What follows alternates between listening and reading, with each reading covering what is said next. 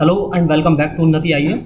UPSC EPFO के series में जो हम हिस्ट्री देख रहे थे और हिस्ट्री में हम इंडियन नेशनल मूवमेंट की सीरीज़ देख रहे थे। इंडियन नेशनल मूवमेंट का आधुनिक भारत का आज हमारा 11वां लेक्चर है, 11th लेक्चर है और आज के लेक्चर में हम चैप्टर 7 कवर करेंगे। ये लेक्चर हमारा भारत में कांग्रेस के गठन से पूर्व राजनीतिक संस्थाओं का जो गठन हुआ है उसके बारे में हम डिटेल में डिस्कशन करेंगे और उसके बाद देखेंगे कि उस कांग्रेस का गठन किस प्रकार हुआ और उसके क्या क्या परिणाम रहे।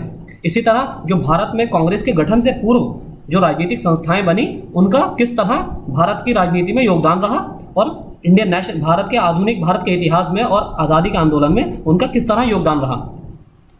हम ये भी देखेंगे कि आपको पता होगा कि जैसे कि 1885 से पहले, यानी कि अगर आप कांग्रेस के गठन से पूर्व के भारत को देखें तो आप देखेंगे कि एक एकीकृत भारत की दृष्टि नहीं थी। किसी के पास भी, किसी भी क्षेत्र या राज्य के पास एकीकृत भारत की दृष्टि नहीं थी। कोई भी राज्य ऐसा नहीं था जो उसकी लॉन्ग विजन ये हो या दूरदृष्टि ये हो कि पूरे भारत को एकीकृत भारत समझकर, मानकर उन अंग्रेजों से आज़ाद कराया जाए। ऐसी जो दृष्टि जो पैदा हुई या इस तरह की जो सोच पैदा हुई भारतीयों में, वो स्पेशली 1885 के बाद पैदा हुई, यानी कि कांग्रेस के गठन के बाद, जब उन्होंने देखा कि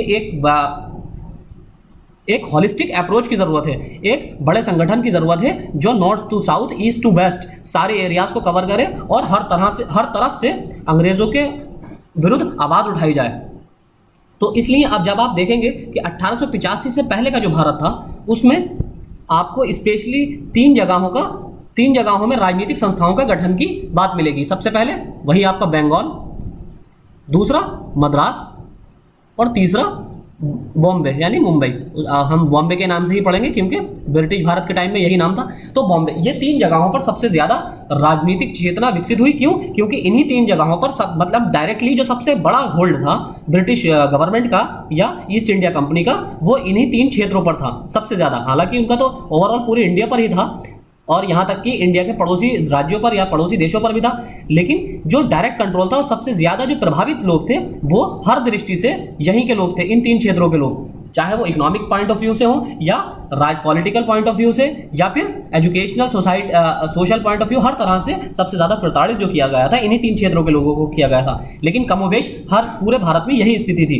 लेकिन उसके सबसे बड़ा परिणाम ये था, सबसे बड़ा इसकी रीज़न ये था एक के 1885 से पहले जितनी भी राजनीतिक संस्थाएं बनी उनका जो विजन था वो अपने क्षेत्र तक ही सीमित था, अपने क्षेत्र तक। यानी कि अगर कोई किसी का गठन महाराष्ट्र में हो रहा है तो उसका सिर्फ जो विजन है महाराष्ट्र में भी, पूरा महाराष्ट्र में भी ना होकर सिर्फ अपने क्षेत्र में। जैसे अगर पूना में कोई बन रही है तो उसका विजन पूना तक ही था, बॉम्बे में बन रही है तो उसका विजन सिर्फ बॉम्बे तक था, इसी तरह मद्रास में बन रही है तो मद्रास तक था, बंगाल में बन रही तो सिर्फ कलकत्ता तक ही वो सीमित थी। तो उन्होंने कभी भी भारत को एकीकृत भारत के रूप में नहीं देखा। तो हम कांग्रेस के गठन से पूर्व की राजनीतिक संस्थाएं सबसे पहले देखेंगे। 19वीं शताब्दी के पूर्वार्ध मतलब पहले में 1850 से पहले का भारत जो था उसमें जिन राजनीतिक संस्थाओं की स्थापना हुई उनका नेतृत्व मुख्यतः समृद्ध और प्रभावशाली वर्ग द्वारा किया गया। अब देखिए, जो प्रभावशाली वर्ग था यानी कि प्रॉस्पेरस हमारा क्लास था, एलीट क्लास, तो उनको हर जो पैसे वाला होता है, जो पूंजीपति होता है, कैपिटलिस्टिक होता है, उसकी जो पहली मनोवृत्ति ये रहती है कि पहले अपना फायदा हो। तो प्रभावशाली वर्ग जो था उनका सबसे पहली मनोवृत्ति ये थी, क्योंकि जब वो खुद डायरेक्टली, जब जितना भी प्रभावशाली वर्ग इन तीन क्षेत्रों में था, जैसे जिनकी हमने चर्चा की, बंगाल, मद्रास और बॉम्बे में, सबसे ज़्यादा अगर कोई प्रभावित हो रहा था उसमें पैसे वाले हो रहे थे, क्योंकि जब प्रताड़ित किया जा रहा था, एक्सप्लॉइट किया जा रहा था। एक तो है गरीब आदमी जिसके पास देने के लिए कुछ है ही नहीं, खोने के लिए कुछ है ही नहीं, तो उसको इतनी परेशानी नहीं होगी जितना एक अमीर आदमी को होगी, क्योंकि जब शोषण होगा तो अमीर आदमी के पास से ही ज़्यादा वसूला जाएगा और उससे ही ज़्यादा उगाही होगी। तो इसलिए जो सबसे ज़्यादा चेतना विकसित हुई वो सबसे पहले प्रॉस्पेरियस जो एलीट क्लास था उनके बीच हुई, या फिर जो पढ़ा लिखा वर्ग था यानी कि शिक्षित एजुकेटेड क्लास था। और एजुकेटेड क्लास ही, सही मायनों में एजुकेटेड क्लास ही जो था वही प्रभावशाली भी था और स्मृत भी था। उसकी वजह ये थी क्योंकि जो एजुकेटेड क्लास था भारत का और जो भारतीय थे एजुकेटेड, वो हालांकि थे तो भारतीय और साथ में एजुकेटेड भी थे, लेकिन उनको घूम फिरकर नौकरी ब्रिटिशर्स की ही करनी होती थी, चाहे वो इंडिया में रहकर करें, चाहे इंडिया से बाहर अपनी पढ़ाई कंप्लीट करने के बाद अगर किसी और कंट्री में भी वो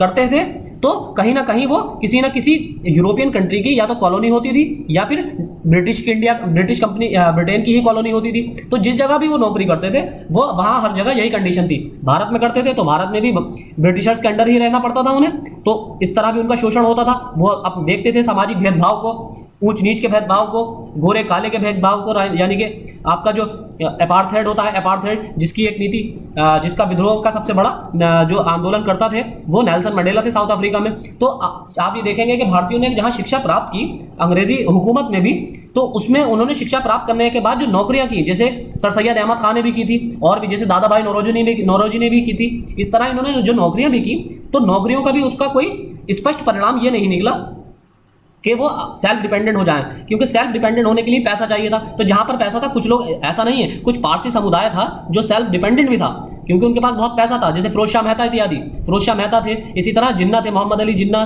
से संबंधित जो परिवार थे, हालांकि वो मुस्लिम थे, लेकिन वहां से पारसी लोग भी बहुत ज़्यादा पैसे वाले थे उस समय भी। जो गुजरात के पारसी लोग थे बहुत ज़्यादा पैसे वाले थे, तो क्योंकि वो बैंकिंग सिस्टम वहाँ पर उन्होंने शुरू किया था, बैंकिंग सिस्टम। तो फिर हल्के हल्के ऐसा होता है कि अब कमोबेश उनको नौकरी ब्रिटिशर्स की ही करनी होती थी। तो एक तो उनको पदोन्नति नहीं मिलती थी, यानी कि प्रमोशन ऊंचे पदों पर नहीं दिया जाता था। दूसरी चीज, सैलरी अगर सेम क्लास है, अगर मान लीजिए एक भारतीय भी सिपाही है, सोल्जर है, और दूसरी तरफ अंग्रेज सोल्जर है, ब्रिटिश सोल्जर है दोनों की एक ही रैंक, लेकिन ब्रिटिशर जो था सोल्जर, उसकी सैलरी ज्यादा होती थी उसी क्लास में, यानी कि समान कार्य के लिए समान वेतन वाला फॉर्मूला नहीं था। उसकी वजह यह थी क्योंकि भारतीयों को हीन दृष्टि से देखा जाता था, दोयम दर्जे का नागरिक, सेकंड क्लास सिटीजन समझा जाता था। सेकंड क्लास सिटीजन हमारे ही देश में हमें समझा जाता था, और इस वजह से इनके अंदर जो पढ़ा लिखा तबका था, एक तो जैसे जो इलिटरेट होते हैं, जिनके पास शिक्षा की कमी होती है, अशिक्षित लोग होते हैं, वो अपनी अधिकारों को मांग रखने में भी, आप आज के समाज में भी देखते होंगे, आज इस युग में भी देखते होंगे, जो अशिक्षित होता है वो अपनी मांग रखने के लिए भी डरता है। पहली बात तो उसे पता ही नहीं होता कि मेरा अधिकार क्या है, और अगर पता भी चल जाए तो वो भी तब भी वो डरता है। शिक्षित समाज फिर भी उसे एक तो अधिकार भी पता होते हैं कुछ, और कुछ जगह वो बोलने की भी हिम्मत कर लेता है।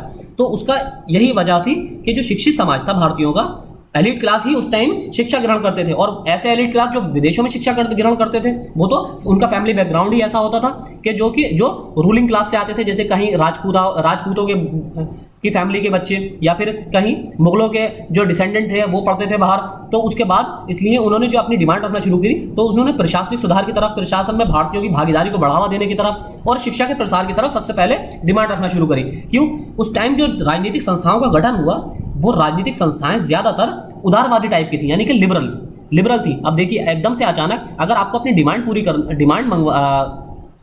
अपनी फुलफिल करानी है गवर्नमेंट से, तो आप डायरेक्ट जाके कहीं वहाँ ईंटे पत्थर नहीं बरसा सकते। मुख्यमंत्री आवास पे या प्राइम मिनिस्टर आवास पे, चीफ मिनिस्टर आवास पे आप जाके ईंटे पत्थर थोड़ी मारना शुरू कर देंगे। सबसे पहले उसका एक स्टेप बाय स्टेप प्रोसेस होता है। जैसे आप हल्के हल्के आप डिमांड रखेंगे, आप विज्ञापन देंगे, अखबारों में विज्ञापन देंगे, सोशल मीडिया पे विज्ञापन देंगे, आप उसमें कंपेनिंग करेंगे, आप इसी तरह आप इलेक्ट्रॉनिक मीडिया का सहायता लेंगे। उसके बाद भी अगर नहीं हुआ तो आप सड़कों पर प्रोटेस्ट करेंगे, उसके बाद भी नहीं हुआ तो आप हो सकता है कि मुख्यमंत्री आवास या प्राइम मिनिस्टर आवास के बाहर बैठकर धरना प्रदर्शन करें, प्रोटेस्ट करें अपना, ताकि आपका जो प्रोटेस्ट है वो पब्लिक और मीडिया की नजर में आए।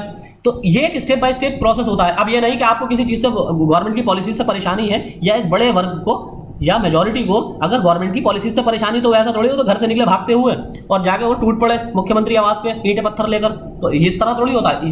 यही हाल जो राजनीतिक संगठन बनना शुरू हुए भारत में, उनका भी सेम कंडीशन थी कि वो सबसे पहले क्या करा, उन्होंने उदारवादी मांगे शुरू की, यानी कि सबसे पहले वो उन्होंने लिबरल तौर पर अपनी बिल्कुल प्यार से अपनी डिमांड्स को रखना शुरू करा। जैसे उन्होंने प्रशासनिक सुधार की बात की कि एडमिनिस्ट्रेशन में सुधार किया जाए, यानी कि भारतीयों को नियुक्ति दी जाए, ज्यूडिशरी को और एडमिनिस्ट्रेशन को अलग अलग किया जाए, प्रशासन में भारतीयों की भागीदारी को बढ़ावा दिया जाए, सिविल सर्विसेज में भारतीयों को भागीदारी को बढ़ावा दिया जाए, और इकोनॉमिक दृष्टि से उसको भारतीयों को नौकरियों पर ना रखा जाए, यानी कि अमीर सिर्फ एलिट क्लास को ही नौकरियों को प्रीफर ना किया जाए। यानी कि एक तो ये था कि भारतीयों को नौकरी नहीं दी जाती थी, और जिनको दी जाती थी वो सिर्फ एलिट क्लास होता था, गरीब लोगों को नौकरी बहुत कम या ना के बराबर मिलती थी। और फिर शिक्षा के प्रसार की बात की कि एजुकेशन का एक्सपेंशन किया जाए। तो अब इस क्रम में सबसे पहले शुरू होती हैं बंगाल में राजनीतिक संस्थाएं। बंगाल में राजनीतिक आंदोलनों के सबसे पहले प्रवर्तक थे राजाराम मोहन राय। इनके बारे में हमने पिछले लेक्चर्स में हमने पढ़ा है। इनका देखिए, इनकी सबसे बड़ी जो फेवर करते थे सबसे बड़ा ज्यादा, वो वेस्टर्न एजुकेशन का करते थे, वेस्टर्न एजुकेशन का। ये कहते थे कि वेस्टर्न एजुकेशन को इंडिया में लागू किया जाए। उसकी वजह क्या थी? उसकी वजह थी कि ये भारत का जो रूढ़िवादी तबका था, जो कंजर्वेटिज्म, रूढ़िवादी कौन होते हैं?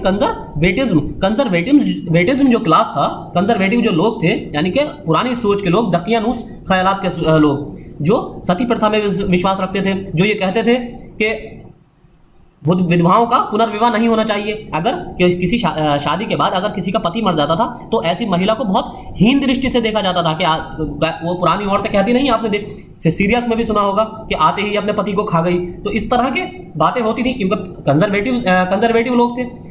तो इस वजह से वो उनका कुछ मानना यह था कि भारतीय शिक्षा जो है, जो पारंपरिक शिक्षा है, वो कहीं ना कहीं रूढ़िवादी है और उसमें माइंड को ब्रॉड करने की, किसी के भी मस्तिष्क को ब्रॉड करने की उसमें एक क्वालिटी नहीं है, गुण नहीं है। तो इसलिए वो पाश्चात्य विचारों के बहुत ज्यादा प्रभावित व्यक्ति थे और पाश्चात्य विचारों को यहाँ पर शिक्षा में लागू करवाना चाहते थे। तो इसीलिए उनकी मांगे हमने देखा था कि विलियम बेंटिक द्वारा मांगे जल्दी मान भी ली गई थी। क्यों? क्योंकि वो कुछ ख्यालात उनसे ही मिलते जुलते थे। वो चाहते थे कि पाश्चात्य शिक्षा का प्रसार हो, और यही अंग्रेज भी चाहते थे उस समय। वो नहीं चाहते थे कि यहाँ पर जो भारतीय शिक्षा, जो परंपरागत शिक्षा है, उसका वो बढ़ावा दिया जाए। वो इंग्लिश यहाँ पर वेस्टर्न शिक्षा को चाहते थे, वेस्टर्न कल्चर को चाहते थे बढ़ावा देना, वेस्टर्न एथनिसिटी को चाहते थे। क्यों? क्योंकि उनका, जैसे कि हमने शुरुआती अपने लेक्चर्स में बताया था कि उनका यहाँ पर इरादा व्यवसाय करने का तो था ही, ट्रेड करने का तो था ही, लेकिन उसके पीछे सबसे बड़ी मंशा जो थी वो ईसाई धर्म का प्रचार प्रसार भी था।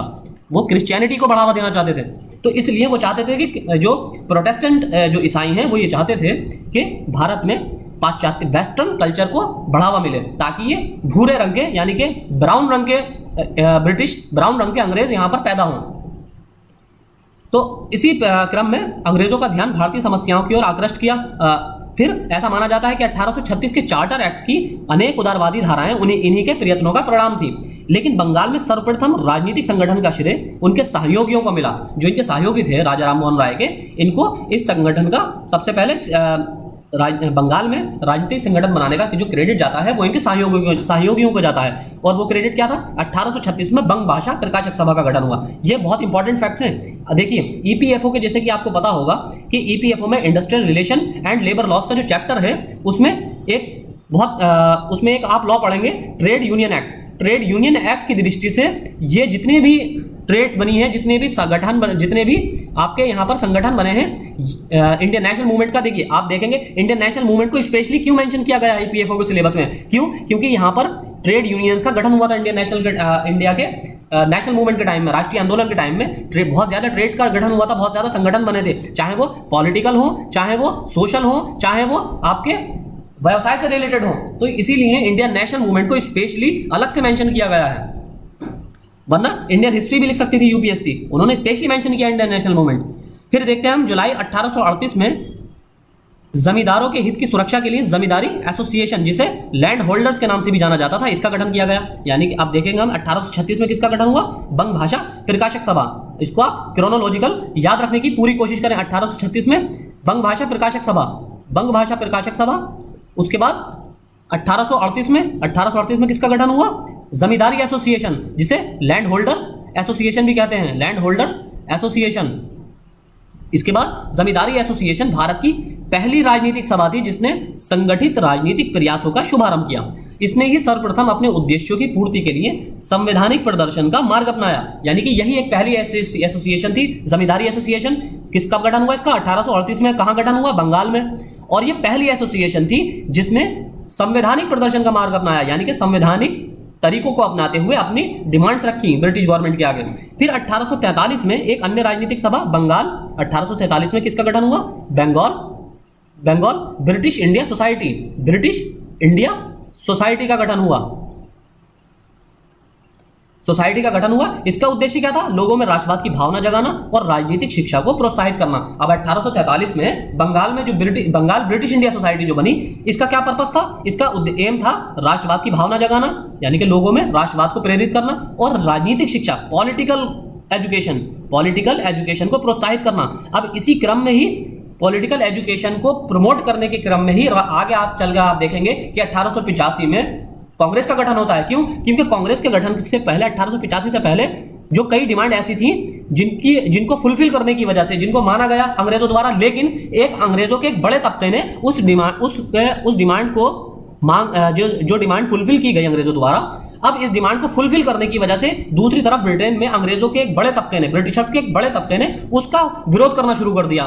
तो उनको मजबूरन, जो ब्रिटिश हुकूमत थी, उनको इन डिमांड को दोबारा कैंसिल करना पड़ा। तो भारतीयों को ये समझ में आ गई कि अगर कोई भी अपनी डिमांड फुलफिल कराना है तो एक बड़े संगठन की जरूरत होगी जहां पर ज्यादा से ज्यादा लोग हों और जिसका जो एक्सपेंशन है, जिसका जो ब्रॉडनेस है वो पूरे भारत में हो, यानी कि पूरे ईस्ट टू वेस्ट हो, नॉर्थ टू साउथ हो, या कश्मीर से कन्याकुमारी तक और आपका अरुणाचल प्रदेश से गुजरात तक। तो यहां से पूरा भारत को कवर करा जाए, तभी जब एक जगह से विरोध होगा तो उसकी गूंज पूरे भारत में सुनाई देगी। तो इसलिए भी 1885 में कांग्रेस का गठन किया गया था। अब इसमें हमने क्या देखा? इसमें हमने देखा कि 1836 में बंग भाषा प्रकाशक सभा, आपको इसी तरह आपको याद रखना है क्रोनोलॉजी में, 1836 बंग भाषा प्रकाशक सभा, बंग भाषा। उसके बाद 1800 क्या देखा था हमने? 38 Zamindari land holders association, Zamindari association. उसके बाद 1843 में British India society, Bengal British India society. फिर इसके बाद आता है, अब 1851 में क्या होता है? 1851 में जमींदारी एसोसिएशन 1838 में जो बनी थी, और बंगाल ब्रिटिश इंडिया सोसाइटी जो 1843 में बनी थी, बंगाल ब्रिटिश इंडिया सोसाइटी, जिसका गठन 1843 में हुआ था। 1851 में क्या करा जाता है? इन दोनों को मर्ज कर दिया जाता है। अब इन दोनों को मर्ज करके एक नई संस्था बनती है जिसका नाम होता है ब्रिटिश इंडियन एसोसिएशन। अब इस संस्था का गठन किया जाता है। इसने ब्रिटेन की संसद को एक प्रार्थना पत्र भेजकर अपील की कि उसके कुछ सुझावों को कंपनी के नए चार्टर में शामिल किया जाए। और नया चार्टर कौन सा था? जो 1853 का अधिनियम आया था, वो नया चार्टर था। कि उसमें क्या इन्होंने अपनी मांगे रखी? लोकप्रिय उद्देश्यों वाली पृथक विधायिका की स्थापना की जाए, यानी कि लोकप्रिय उद्देश्यों वाली। इसका मतलब क्या है लोकप्रिय उद्देश्य? इसका मतलब यह है कि जो पूरे जन की, जिसमें पूरे जन की भागीदारी हो, यानी कि जो भारतीय लोगों की पसंद के हों लोग, और भारतीय जनता के पसंद के कौन लोग होंगे? जाहिर सी बात है भारतीय होंगे, अब वो अंग्रेजों को थोड़ी चुनेंगे। तो यहाँ सबसे पहली डिमांड थी कि ऐसी विधायिका, यानी कि ऐसे लेजिस्लेचर की स्थापना की जाए कि जिसमें बड़े लेवल पर पब्लिक की भागीदारी हो। इसका मतलब कि भारतीयों की भागीदारी हो। दूसरा, उच्च वर्ग के नौकरशाहों के वेतन में कमी। उसकी वजह यह थी, उच्च वर्ग के नौकरशाहों के वेतन में कमी इसलिए करने की मांग की गई थी क्योंकि उच्च वर्ग पर कौन थे? ब्रिटिशर्स। और ब्रिटिशर्स कहां पर उच्च वर्ग में थे? इंडिया में सारे सिविल सर्विसेज के पदों पर जितने भी एडमिनिस्ट्रेशन के जितने पद हैं उस पर सब ब्रिटिशर्स थे। जुडिशरी के जितने पद हैं उसमें सब ब्रिटिशर्स थे। और पुलिस विभाग के जितने पद थे जो कि एडमिनिस्ट्रेशन के अंतर्गत आता है उसमें सब ब्रिटिशर्स थे, यानी कि दरोगा तक ब्रिटिशर होता था। अब दूसरी चीज यह थी कि इसी के साथ साथ सेना जो होती थी, आर्मी में भी जितने ऊंचे पद थे वो सब ब्रिटिशर्स के पास थे। अब एक तो चीज ये थी कि सारे पद ब्रिटिशर्स के पास थे। दूसरी सबसे बड़ी इसकी वजह ये थी, इसकी डिमांड नौकरशाही में के वेतन में कमी की जो डिमांड करी गई ब्रिटिश इंडियन एसोसिएशन द्वारा, उसकी वजह यह थी कि इन सारे ही पदों पर जो पैसा दिया जाता था, वेतन दिया जाता था, उसमें भारतीय रिसोर्सेज का ही इस्तेमाल किया जाता था। यानी कि जो भारत का टैक्स वसूली की जाती थी उसी टैक्स से इनको पैसा दिया जाता था। अब जो इनको पैसा दिया जाता था वो इतनी बड़ी मात्रा में दिया जाता था कि ये पैसे को सारा ब्रिटेन भेज देते थे। और ये यानी कि यहाँ से आर्थिक धन की निकासी हो रही थी, जिसके बारे में दादा भाई नौरोजी ने बाद में लिखा भी है। दादा भाई नौरोजी ने इस पर एक किताब भी लिखी थी कि इस पर जो भारत से आर्थिक रूप से धन की निकासी जो हो रही थी उसकी वजह यही थी कि एक तरफ टैक्स वसूला जा रहा था, उस टैक्स को किधर कन्वर्ट किया जाता था? ट्रांसफर किया जाता था सारा ब्रिटेन में। कैसे? ब्रिटेन में कि यहाँ से वो माल खरीदा तो माल को ब्रिटेन में ट्रांसफर कर दिया। दूसरी चीज, अपने लोगों को सैलरी दी ऊंचे पदों पर, ज्यादा सैलरी जिसकी कोई औचित्य ही नहीं था। इतनी ज्यादा सैलरी दी जाती थी कि उस सैलरी का कोई औचित्य ही नहीं था, इतनी ज्यादा सैलरी देने का। तो उसको सारी सैलरी को वो ब्रिटेन में ट्रांसफर कर देते थे। और यहाँ तक कि जैसे कि हमने अभी बताया पिछली स्लाइड्स में कि ब्रिटेन जो हमारे ब्रिटिशर्स थे और साथ ही जो भारतीय सैनिक थे, दोनों अगर एक पद पर होते थे तो ब्रिटिश सैनिक को ज्यादा वेतन मिलता था, और इतना ज्यादा वेतन मिलता था कि वो अपने सारे खर्चे निकालने के बाद बाकी बचे पैसे को ब्रिटेन भेज देता था। बताइए। तो और तीसरी इन्होंने डिमांड रखी कि नमक कर, यानी कि जो साल्ट पर टैक्स था, जिसके बारे में आप बाद में पढ़ेंगे कि दांडी मार्च निकाला गया, वो इसी वजह से निकाला गया था कि उस सबसे ज्यादा जो उन्होंने गांधी जी ने सबसे ज्यादा जो दमनकारी बताया था ब्रिटिश हुकूमत की जो नीति, उस नीति में सबसे ऊपर उन्होंने नमक के कर को रखा था। उन्होंने कहा कि नमक कर जो भारतीयों पर लगाया जाता है ब्रिटिश हुकूमत द्वारा, ये सबसे ज्यादा दमनकारी नीति है ब्रिटेन की। और आबकारी कर और डाक शुल्क, इसमें इसकी समाप्ति की जाए, इन तीनों चीजों की समाप्ति की इन्होंने डिमांड रखी। अब 1866 में दादा भाई नौरोजी ने लंदन में ईस्ट इंडिया एसोसिएशन का गठन किया। 1866 में लंदन में east India association, east India association 1866 में किसके द्वारा? दादा भाई नौरोजी के द्वारा। ये सारे फैक्ट आपको याद रखने हैं, आपको इससे इसी तरह के क्वेश्चन पूछे जाएंगे। देखिए हम ईपीएफओ के एग्जाम की दृष्टि से ही आपको स्पेक्ट्रम कवर करा रहे हैं। अभी हम दोबारा जब एक बार कंप्लीट हो जाएगी, एक बार फिर से हम स्पेक्ट्रम कराएंगे। उसकी वजह यह रहेगी कि हम उसको कराएंगे आईएएस के एग्जाम के पर्सपेक्टिव से, क्योंकि आईएएस में थोड़ा एनालिटिकल क्वेश्चन आता है। आपसे यहाँ पर इतना एनालिटिकल क्वेश्चन नहीं पूछे जाएंगे, आपसे फैक्चुअल और क्रोनोलॉजी बेस्ड क्वेश्चन पूछे जाएंगे ईपीएफओ के एग्जाम में हिस्ट्री से। तो इसलिए हम सिर्फ उसी दृष्टि से एग्जाम अभी आपको कवर करा रहे हैं। तो 1806 जैसे अब आप शुरू से एक बार फिर देख लेते हैं क्रोनोलॉजी। 1836 में बंग भाषा प्रकाशक सभा, मैं आपको बार बार बता रहा हूं ताकि आपको यहीं पर ही याद हो जाए और आप लंबे समय तक रिटेन कर पाएं। बंग भाषा प्रकाशक सभा 1838 में जमींदारी एसोसिएशन, जमींदारी एसोसिएशन 1843 में क्या बनी थी? 1843 में कौन सी सभा, कौन सा किसका गठन हुआ था? Bengal British India society, Bengal British India society 1843 में बंगाल ब्रिटिश इंडिया सोसाइटी। और 1851 में इन दोनों को मर्ज कर दिया गया, बंगाल ब्रिटिश इंडिया सोसाइटी और जमींदारी एसोसिएशन को। इसके बाद क्या बना दिया गया इन दोनों को मर्ज करके? British India association. अब 1866 में क्या होता है? 1866 में ईस्ट इंडिया एसोसिएशन बनाई जाती है दादा भाई नौरोजी के द्वारा। अब इसका उद्देश्य क्या था? इसका उद्देश्य था भारत के लोगों की समस्याओं और मांगों से ब्रिटेन को अवगत कराना। क्यों? क्योंकि दादा भाई नौरोजी जो थे, इन्होंने गठन जो किया था ईस्ट इंडिया एसोसिएशन का, वो लंदन में ही किया था, क्योंकि ये लंदन में ही पढ़ते थे, इन्होंने वहीं पढ़ाई की थी अपनी। तो लंदन में ही रहकर ही इन्होंने इस संगठन का गठन किया, इस एसोसिएशन का।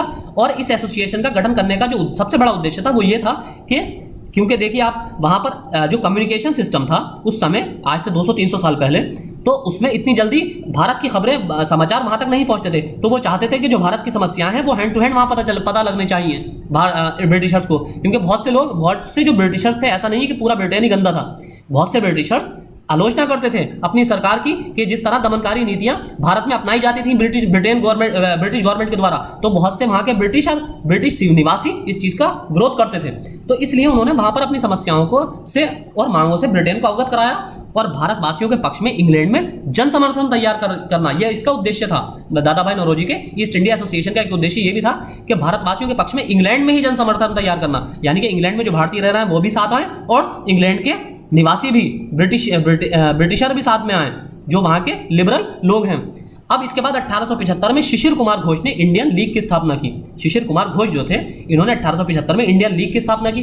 अब इसका उद्देश्य क्या था? इसका उद्देश्य था राष्ट्रवाद की भावना जागृत करना और राजनीतिक शिक्षा को प्रोत्साहन देना।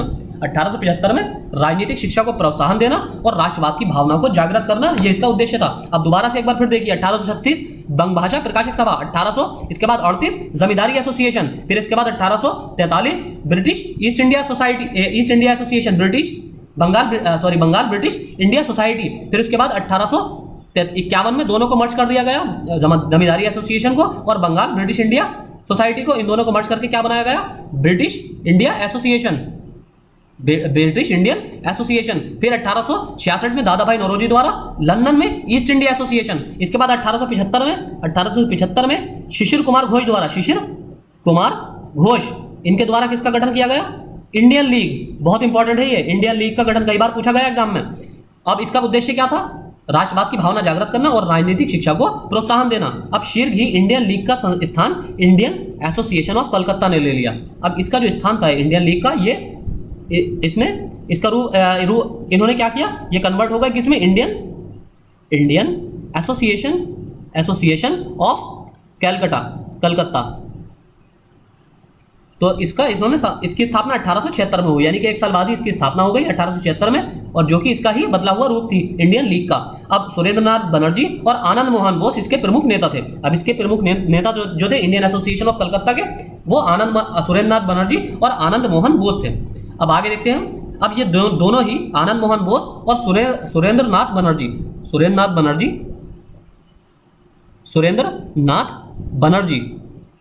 और आनंद मोहन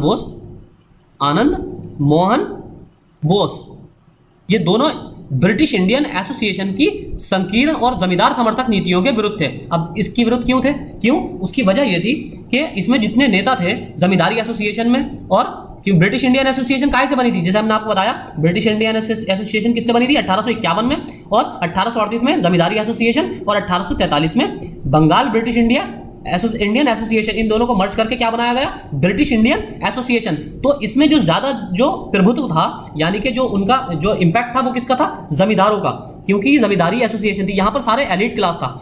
और इसी चीज का सुरेंद्र नाथ बनर्जी और आनंद मोहन बोस द्वारा 1876 में बनाई गई British India association of Calcutta, Indian association of Calcutta, जो इंडियन लीग की जगह बनाई गई थी। इन सुरेंद्र नाथ बनर्जी इसके नेता थे और आनंद मोहन बोस थे, वो इसका विरोध करते थे, यानी कि इसका इंडियन एसोसिएशन का, ब्रिटिश इंडियन एसोसिएशन का। उसकी वजह ये थी कि वो बहुत नैरो माइंडेड थी। नैरो माइंडेड का मतलब ये है कि जमींदार लोगों का प्रभुत्व था और एलिट क्लास का, तो वो सिर्फ अपने बारे में सोचते थे, ना कि जनमानस के बारे में, भारतीय गरीब तबके के बारे में नहीं सोचते थे, ऐसा उनका मानना था। अब इंडियन एसोसिएशन ऑफ कलकत्ता भारतीय राष्ट्रीय कांग्रेस की पूर्ववर्ती संस्थाओं में से एक महत्वपूर्ण संस्था थी। उसकी वजह क्या थी? उसकी वजह यह थी कि इंडियन लीग की जो स्थापना हुई शिशिर कुमार घोष द्वारा, तो इन्होंने राजनीतिक शिक्षा को प्रोत्साहन और राष्ट्रवाद की भावना जागृत करना है। अब ये दोनों ही किसके महत्वपूर्ण तत्व थे? अब 1875 में कन्वर्ट हो गई इंडियन लीग, किस में कन्वर्ट हो गई? इंडियन एसोसिएशन ऑफ कलकत्ता में। हालांकि अब इनका उद्देश्य तो वही था ना, पुराना वाला, तो नाम सिर्फ चेंज हुआ, उद्देश्य पुराना वाला था कि राष्ट्रवाद की भावना और राजनीतिक शिक्षा को प्रोत्साहन देना। अब ये दोनों ही उद्देश्य कांग्रेस के भी थे। क्यों? क्योंकि ये सबसे बड़ी और सबसे महत्वपूर्ण संस्था थी कांग्रेस के गठन का निर्माण करने वाली। अब इसके उद्देश्य किस प्रकार थे? तत्कालीन राजनीतिक व्यवस्था के संदर्भ में सशक्त जनमत तैयार करना, एक पूरा पब्लिक को, बड़ी मेजॉरिटी पब्लिक को एक साथ तैयार करना, और एक साझा राजनीतिक कार्यक्रम हेतु भारतवासियों में एकता की स्थापना करना। क्यों? जैसे कि हमने आपको बताया कि ये अब तक 1885 में कांग्रेस का जो गठन हुआ है, उससे पहले तक जितनी भी संगठन बने हैं, हालांकि उनकी बहुत महत्वपूर्ण भूमिका रही, इसमें कोई दोहराय नहीं है, लेकिन ये सारे संगठन कमोबेश अपने क्षेत्रीय जितने भी मुद्दे थे उन्हीं को लेकर ही चलती थी। और इसकी कोई एक जो मनोवृत्ति थी, या यूं कहें कि इनकी जो एक सोच थी, वो यूनिफाइड सोच नहीं थी, वो एक समग्र रूप में नहीं सोचते थे, भारत को एक एकीकृत राज्य के, एकीकृत राष्ट्र के रूप में नहीं सोचते थे। जितनी भी संगठन थे, चाहे वो मद्रास के हों, चाहे बंगाल के हों, चाहे आपके बॉम्बे के हों, ये सारे संगठन जो थे, इनकी जो जितने भी मुद्दे थे वो अपने स्थानीय मुद्दों को लेकर ही ये सारे संगठन बनाए गए थे। और हालांकि इनका बहुत बड़ा रोल रहा है, इसमें कोई दोहराय नहीं है। तो क्योंकि हल्के हल्के इसी के बाद ही हल्के राष्ट्रीय चेतना विकसित हुई लोगों में, भारतीयों में, तो उसके बाद एक ब्रॉड वे में सब भारतीयों के रूप में सोचने लगे। अब तक वो क्षेत्रीय रूप में सोच रहे थे, फिर आगे चल के भारतीयों के रूप में सोचने लगे। फिर होता है बंबई में राजनीतिक संस्थाएं। बंबई में सर्वप्रथम राजनीतिक संस्था जो थी वो थी बॉम्बे एसोसिएशन, जिसका गठन अगस्त 1852, अब यहाँ होता है 1852 में। सबसे पहले आप देखेंगे कहाँ हुआ था, यानी कि बंगाल में कब हुआ था? 1836 में। बंग भाषा प्रकाशक सभा 1838, जमींदारी एसोसिएशन 1843, लैंड आपका बंगाल ब्रिटिश इंडिया सोसाइटी। इसके बाद 1851 में किसका गठन हुआ? इन दोनों को मर्ज करके ईस्ट इंडियन एसोसिएशन। इसके बाद 1866 में दादाभाई नौरोजी द्वारा इसका गठन किया गया। उसके बाद 1875 में शिशिर कुमार घोष द्वारा इंडियन लीग, 1876 में Indian association of Calcutta, Surendra Nath Banerjee और आनंद मोहन बोस द्वारा। तो ये सारे राजनीतिक संगठनों का क्रोनोलॉजी है। इसके बाद बंबई में बॉम्बे एसोसिएशन बनी 1852 में, बॉम्बे एसोसिएशन, इसका गठन हुआ। अब कलकत्ता ब्रिटिश इंडिया एसोसिएशन के नमूने पर इसका गठन किया गया। इसका उद्देश्य क्या था? इसका भेदभावपूर्ण सरकारी नियमों के विरुद्ध सरकार को सुझाव देना तथा विभिन्न बुराइयों को दूर करने हेतु सरकार को ज्ञापन देना। अब इनका जो उद्देश्य था वो भेदभावपूर्ण नीति जो थी अंग्रेजों की, जो पार्शियल नीति थी, पार्शियल पॉलिसीज जो थी, बायस्ड पॉलिसी, इनको दूर करना था, और बाकी जितनी और बुराइयां थी ब्रिटिश गवर्नमेंट की, इसको दूर करने के लिए सरकार को ये ज्ञापन देते थे। फिर 1867 में महादेव गोविंद रनाडे इन्होंने पूना सार्वजनिक सभा बनाई। ये पूना में बनाई गई पूना सार्वजनिक सभा, यानी कि पहले पूना जो था बॉम्बे का अंग था, बॉम्बे का हिस्सा था। 1867 में पूना सार्वजनिक सभा का गठन हुआ। किसके द्वारा? पूना सार्वजनिक सभा किसके द्वारा गठन किया गया? महादेव गोविंद रनाडे द्वारा। 1852 में बॉम्बे एसोसिएशन का गठन किया गया। 1885 में बॉम्बे प्रेसिडेंसी एसोसिएशन, 1885 में बॉम्बे प्रेसिडेंसी एसोसिएशन बनाई गई। इसका श्रेय सैयद बदरुद्दीन तैयब जी, फिरोज शाह मेहता और केटी तेलंग। अब आप देखेंगे कि ये तीनों ही इंडियन नेशनल कांग्रेस के गठन में भी शामिल हुए मिलेंगे आपको। 1885 में बॉम्बे प्रेसिडेंसी एसोसिएशन का गठन किया गया, जिसका क्रेडिट किसको जाता है? सैयद बदरुद्दीन तैयब, फिरोज शाह मेहता और केटी तेलंग। तो आप ये देखेंगे कि बंबई में राजनीतिक संस्थाओं का जो गठन हुआ उसका क्रम क्या था? 1852 में बॉम्बे प्रेस एसोसिएशन, 1867 में पूना सार्वजनिक सभा किसके द्वारा बनाई गई? महादेव गोविंद रनाडे। 1885 में बॉम्बे प्रेसिडेंसी एसोसिएशन किसके द्वारा? सैयद बदरुद्दीन तैयब जी, फिरोज शाह मेहता और केटी तेलंग। इस पे आपसे क्वेश्चन पूछा जा सकता है इस तरह का कि निम्न में से कौन सा या कौन से बॉम्बे प्रेसिडेंसी एसोसिएशन में शामिल थे या शामिल नहीं थे। आपको 4-5 नाम दे दिए जाएंगे और आपको से पूछा जाएगा कि उपरोक्त में से कौन बॉम्बे प्रेसिडेंसी एसोसिएशन में शामिल व्यक्ति थे या गठन में शामिल थे। अगला है हमारा इसके बाद मद्रास में राजनीतिक संस्थाएं। अब मद्रास में सिर्फ 2 ही थी। कलकत्ता में ब्रिटिश एसोसिएशन की शाखा के रूप में मद्रास नेटिव एसोसिएशन का गठन किया गया। अब ये इसका ज्यादा इंपैक्ट नहीं रहा। फिर मई 1884 में, यानी कि सबसे लास्ट में जो गठन हुआ है राजनीतिक संस्थाओं का, वो मद्रास में ही हुआ है। अब आप देखेंगे कि जैसे कि भारत का आप जो मैप देखेंगे, स्पेशली आपको साउथ इंडिया का मैप, इस तरह अगर बंगाल तक का रीजन आप देखें तो सबसे पहले यहाँ बंगाल का हुआ, फिर उसके बाद यहाँ बॉम्बे का हुआ गठन, ऐसे इस तरह आप त्रिभुजाकार फॉर्म में, उसके बाद यहाँ आपको मद्रास का मिलेगा। मद्रास में गठन हुआ राजनीतिक संस्थाओं का। तो इस तरह आप इमेजिनरी फॉर्म में भी एक आप माइंड में भी पिक्चर बनाकर आप याद रख सकते हैं। इस सभा का उद्देश्य स्थानीय संगठन के कार्यों को समन्वित करना था। यानी कि इस सभा का जो उद्देश्य था वो जितने भी क्षेत्रीय यानी कि लोकल जितनी भी बॉडीज थी या जितने भी ऑर्गेनाइजेशन थे उनको आपस में कोऑर्डिनेशन बनाना, उनके बीच में आपस में समन्वय स्थापित करना। इसके बाद होता है भारतीय राष्ट्रीय कांग्रेस, इसका उद्देश्य और कार्यक्रम। अब शुरू होती है हमारा मेन स्टार्टिंग। 19वीं शताब्दी के 6ठे दशक से ही राष्ट्रवादी राजनीतिक कार्यकर्ता एक अखिल भारतीय संगठन के निर्माण में प्रयासरत थे। 19वीं शताब्दी कौन सी? यानी कि 1801 से लेकर 1899 के बीच का समय। और इसमें हमने देखा 1836 का समय देखा, 1838 का समय देखा, 1843 का समय देखा, 1851 देखा हमने, 1866 का दादा भाई नौरोजी का देखा, 1875 में शिशिर कुमार घोष का देखा, 1876 में 75 के बाद 1876 में हमने सुरेंद्रनाथ बनर्जी को देखा, आनंद मोहन बोस को देखा। फिर इसी तरह हमने मद्रास का देखा 1884 में। इसी तरह हमने बंबई का देखा, बंबई में हमने देखा 1852 में बॉम्बे एसोसिएशन। उसके बाद हमने देखा 1887 में किसके द्वारा? महादेव गोविंद रनाडे द्वारा पूना सार्वजनिक सभा का गठन देखा। तो ये सारा क्रोनोलॉजी एक के बाद हमने देखी। इसी क्रम में अब भारतीय राष्ट्रीय कांग्रेस की नींव पड़ चुकी थी। अब इसकी नींव, इस विचार को मूर्त और व्यवहारिक रूप देने का श्रेय एक सेवानिवृत्त अंग्रेज अधिकारी जिनका आपने सभी ने नाम सुना होगा, ए.ओ. ह्यूम को प्राप्त हुआ। ह्यूम ने 1883 में ही भारत के प्रमुख नेताओं से संपर्क स्थापित कर लिया था। अब इसी वर्ष अखिल भारतीय कॉन्फ्रेंस का आयोजन हुआ, यानी कि 1883 में ही Akhil Bharatiya all India conference, भारतीय ऑल इंडिया कॉन्फ्रेंस का गठन हुआ। अब इस कॉन्फ्रेंस का गठन हुआ 1884 में। उन्हीं के प्रयत्नों से एक संस्था इंडियन नेशनल यूनियन बनी 1884 में, यानी कि कांग्रेस के गठन से एक वर्ष पूर्व क्या किसका गठन हुआ? इंडियन नेशनल यूनियन, INU का गठन हुआ। अब आता है इस यूनियन ने पूना में 1885 में राष्ट्र के विभिन्न प्रतिनिधियों का सम्मेलन आयोजित करने का निर्णय लिया। अब इंडियन यूनियन जो थी, इंडियन नेशनल यूनियन जो थी 1884 में, इंडियन नेशनल यूनियन का गठन हुआ 1884 में।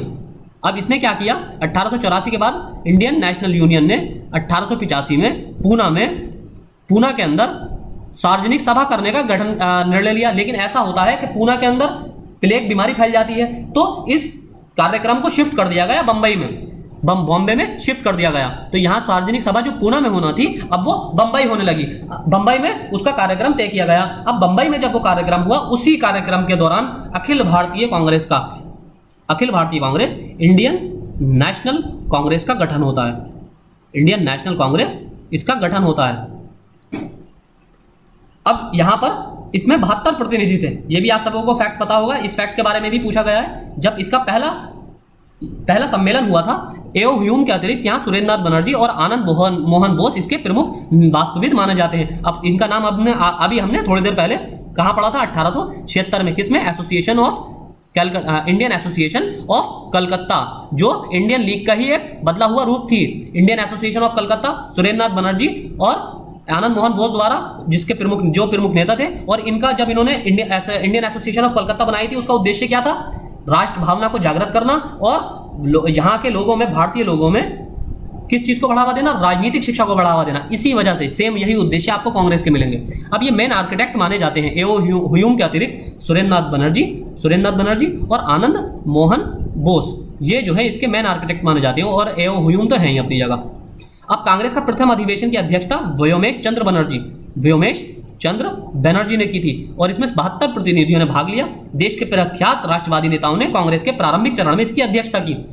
वैसे अगर आप देखिए, एक चीज और इससे मुझे याद आया, अगर आप हमसे कहेंगे इसकी लिस्ट प्रोवाइड करने के लिए कि किस अधिवेशन को, कौन सा अधिवेशन किस वर्ष हुआ, किस स्थान पर हुआ और उसकी अध्यक्षता किसने की, अगर आप हमसे कहेंगे तो हम आपको पूरी लिस्ट प्रोवाइड करा देंगे। अगर आपको चाहिए तो आप हमसे कमेंट बॉक्स में बता सकते हैं। एक लेक्चर हम उस पर कांग्रेस के अधिवेशन पे और उनके अध्यक्ष पर बना देंगे।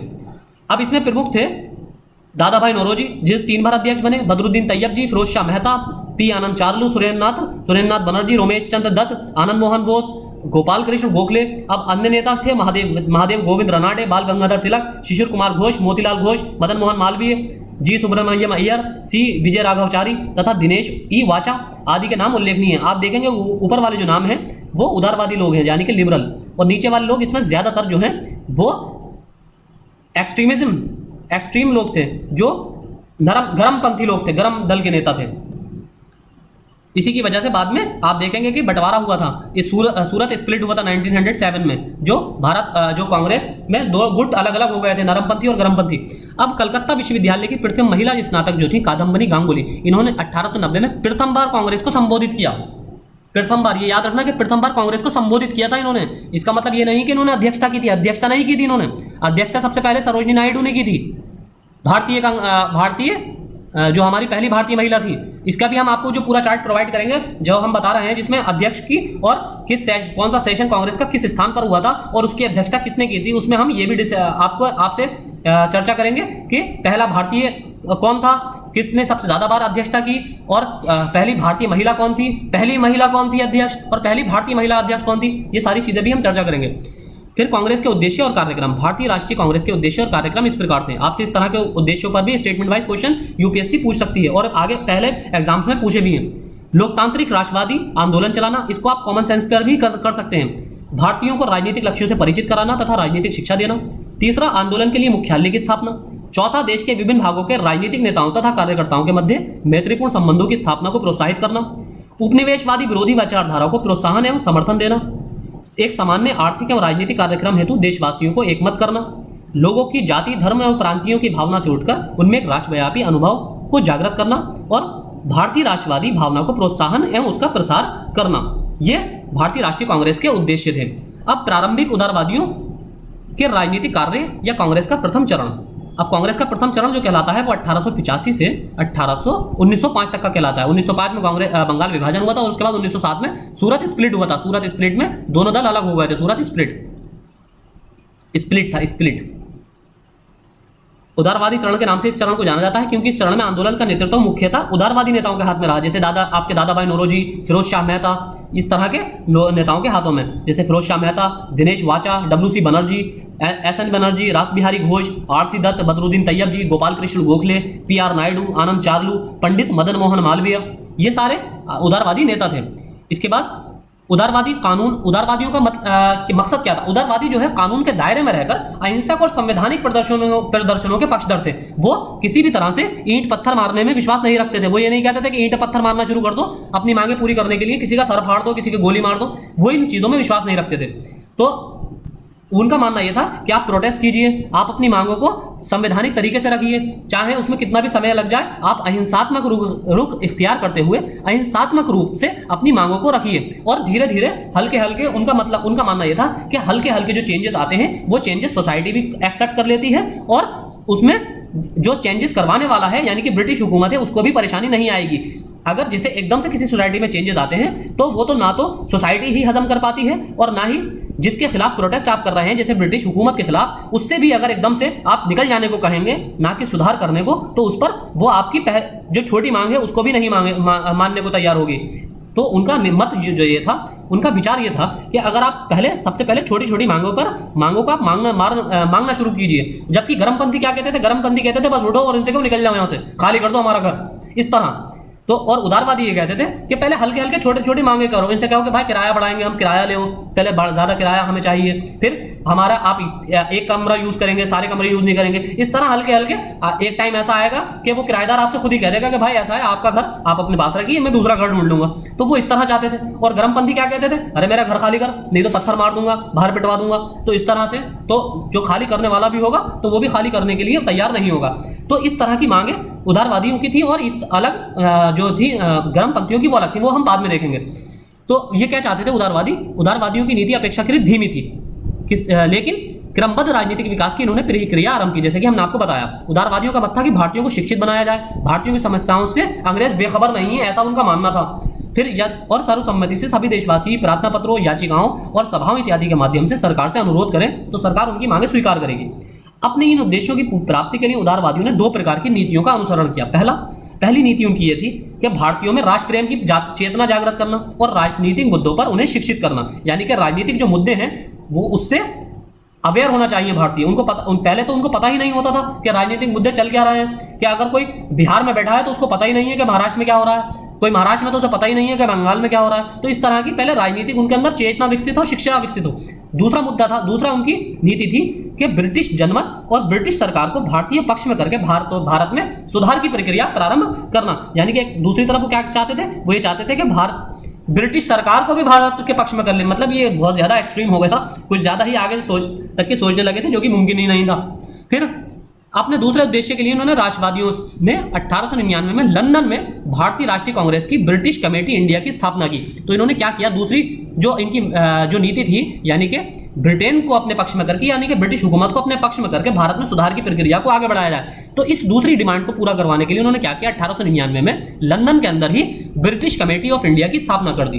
अब भारतीय राष्ट्रीय आंदोलन में उदारवादियों का योगदान क्या था? पहला, ब्रिटिश साम्राज्यवाद की आर्थिक नीतियों की आलोचना। ये क्या करते थे?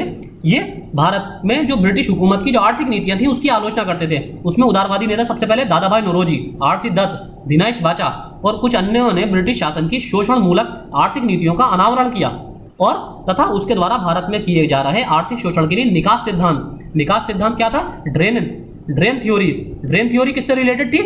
पैसे की निकास से, यानी कि मॉनेटरी वैल्यू से ये रिलेटेड थी। यहाँ का जो सारा धन ब्रिटेन जा रहा था, चाहे वो सैलरी की फॉर्म में हो, अंग्रेजों को जो उच्च पदों पर थे उनको सैलरी, बड़ी बड़ी रकमों पर की सैलरी दी जाती थी, वो सारा पैसा वहां पर ट्रांसफर कर देते थे और टैक्स से वो भारत में ही वसूला जाता था, भारतवासियों से वसूला जाता था और वो अंग्रेजों को देकर उनको ब्रिटेन में ट्रांसफर करवा दिया जाता था। फिर व्यवस्थापिका संबंधी योगदान तथा संवैधानिक सुधार। 1920 तक भारत में व्यवस्थापिकाओं का कोई वास्तविक प्रशासनिक अधिकार नहीं प्राप्त थे। 1861 में भारत परिषद अधिनियम द्वारा इस दिशा में कुछ कदम उठाए गए और अधिनियम द्वारा केंद्रीय विधान परिषद का विस्तार किया गया। इसमें गवर्नर जनरल और उसकी काउंसिल के सदस्यों के अतिरिक्त 6 से 12 अतिरिक्त सदस्यों की व्यवस्था की गई। ये सब आप पॉलिटी में भी आपने पढ़ा होगा, जो पॉलिटी का शुरू का चैप्टर है। केंद्रीय विधान परिषद भारत के किसी भी विषय पर कानून बना सकती थी, लेकिन इस परिषद में भारतीय सदस्यों की संख्या बहुत कम होती थी। 1862 से 1892 तक 30 वर्षों में कार्यकाल में केवल 45 भारतीय ही इस परिषद के सदस्य बने थे। फिर इसमें सामान्य प्रशासकीय सुधारों हेतु उदारवादियों के जो प्रयास थे, जो लिबरल लोगों के प्रशासकीय यानी कि एडमिनिस्ट्रेटिव रिफॉर्म्स में जो उनके कोशिशें थी, वो क्या थी? पहला, सरकारी सेवाओं में के भारतीयकरण की मांग, यानी कि जो सरकारी सेवाएं हैं उसमें भारतीयों की ज्यादा से ज्यादा जो है पार्टिसिपेट करें और ज्यादा से ज्यादा उनकी नियुक्ति की जाए। दूसरा, न्यायपालिका का कार्यपालिका से पृथककरण, यानी कि जैसा कि हमारा आर्टिकल 50 में बताया गया है कि डीपीएसपी में कि न्यायपालिका को कार्यपालिका से अलग किया जाए, ये उनकी डिमांड थी। तीसरा, पक्षपातपूर्ण एवं भ्रष्ट नौकरशाही तथा लंबी और खर्चीली न्यायिक प्रणाली की भर्त्सना, यानी कि जो एक बायस्ड नौकरशाही थी और बायस्ड न्याय जुडिशियल सिस्टम था कि वो अंग्रेजों के जो खिलाफ जो कोई केस आता था तो उसमें वो अंग्रेजों के ही फेवर में उसमें सुना दिया जाता था, उसका जो ऑर्डर था। फिर ब्रिटिश सरकार की आक्रामक विदेश नीति की आलोचना, बर्मा के अधिग्रहण, अफगानिस्तान पर आक्रमण और उत्तर पूर्व में जनजातियों के दमन का कड़ा विरोध, विभिन्न कल्याणकारी मदों यथा स्वास्थ्य, स्वच्छता इत्यादि में ज्यादा व्यय की मांग, प्राथमिक और तकनीकी शिक्षा में ज्यादा व्यय पर जोर और कृषि पर जोर और सिंचाई सुविधाओं का विस्तार, कृषकों हेतु कृषक बैंकों की स्थापना।